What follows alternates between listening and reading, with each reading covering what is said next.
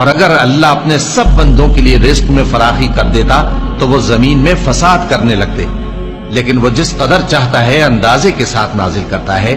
بے شک وہ اپنے بندوں کو جانتا ہے، دیکھتا ہے، اور وہی تو ہے جو لوگوں کی نا امید ہو جانے کے بعد میں برساتا اور اپنی رحمت یعنی بارش کی برکت کو پھیلا دیتا ہے، اور وہ کارساز ہے، لائق حمد و ثنا ہے۔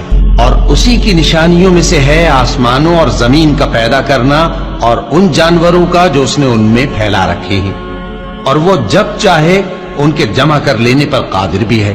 اور جو مصیبت تم پر واقع ہوتی ہے سو تمہارے اپنے کرتوتوں سے، اور وہ بہت سے گناہ تو معاف کر دیتا ہے۔